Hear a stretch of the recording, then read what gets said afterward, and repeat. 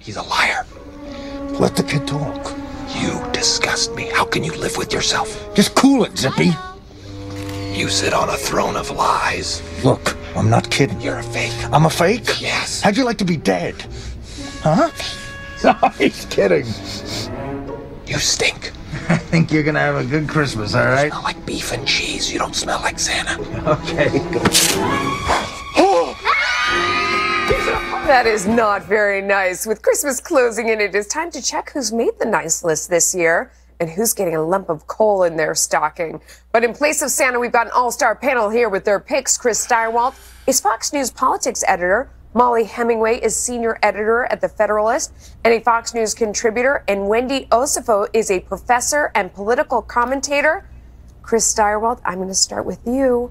Donald Trump is at the top of your nice list? I'm so surprised about that. Why? You think he's not nice? No, I'm surprised you put him there along with Speaker Paul Ryan. Well, certainly Trump has demonstrated much niceness in 2017. He has been surprising to both his critics and his supporters, and that's one of the best things that a politician can do or be, is to surprise. It's what got him into the race, and it's what made him the Republican nominee. And his capacity to surprise has also included that he has been a lot more agreeable and amiable than a lot of people thought that he would be. And Paul Ryan is a good twin for him there because, in fact, Ryan started out the Trump presidency ready to fight with Trump and drag over broken glass his agenda. And in the end, they finished the year simpatico. Yeah, with a big victory will do that for you. Molly, you have Taylor Swift at the top of your nice list. Why is that? Taylor Swift is the only celebrity, if not the only American, who can go 10 minutes without screaming about politics. And I think this should be commended in a year when people were unable to do that. She likes to make money. She understands that this is not related to her, that talking about politics is not why people like her, and she's able to set it aside, even though many people have tried to bully her into joining the resistance vocally. So kudos to her. Why'd you put Ronan Farrow on your list? And I mean, he's a great Farrow, reporter, but yeah. Yes. Well, it was his tenacious and dogged reporting that led to the Harvey Weinstein scandal being put out publicly. And he put his own resources and reputation on the line and almost certainly helped women who would have been harmed by him in the future had he not done this. You know, people had rumored about it for so long, but he's the one who actually got it out there. And he got the goods. I mean, he did the real work. There's a lot of people who deal in unnamed sources, and he was there with all the details and you know, really good old-fashioned journalism.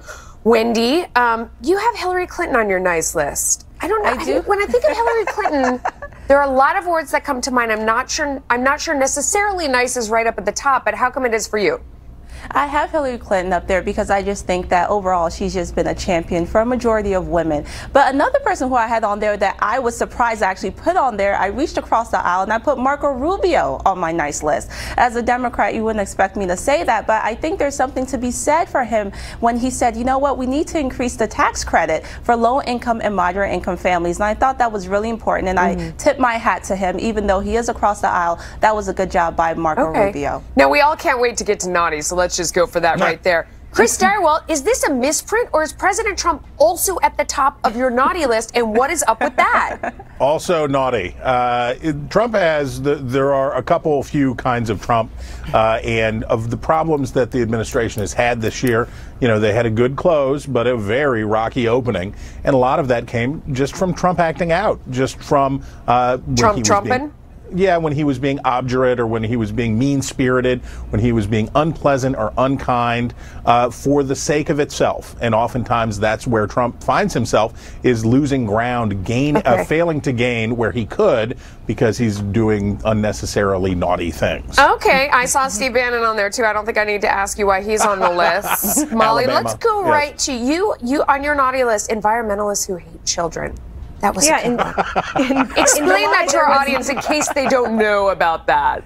In July, there was this report that if you wanted to take care of climate change, you need to have fewer kids. And they and feminists joined together and said everyone should have fewer kids, which led people to jokingly... Yeah, well, and they were posting pictures of their family asking which one of their kids they should let go to help with climate change. But just in general, if you're opposed to kids, you're definitely naughty. That's the nicest thing I can say about it. It's really bad to You put not Brian love Ross children. on your naughty list. I think I know why that is the case. Yes, Brian Ross and the rest of the political media, who had so many bad stories, all pushing a false narrative about Russia collusion, all of their errors went in the same direction. It was a really bad year, particularly because they wanted to spend the year holding Trump accountable, and instead they had all these problems. Wendy, you have the NFL at the top of your naughty list.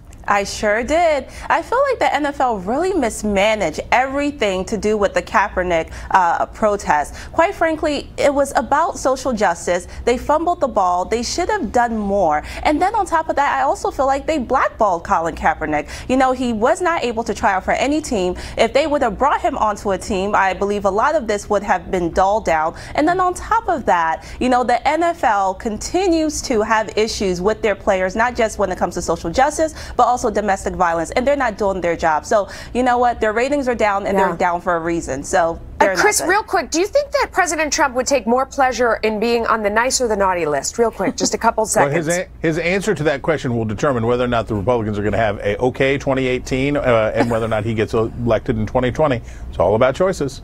I don't know. I mean, the naughty list, that could be how he got in office in the first place, is that willingness to just be naughty and go against the grain.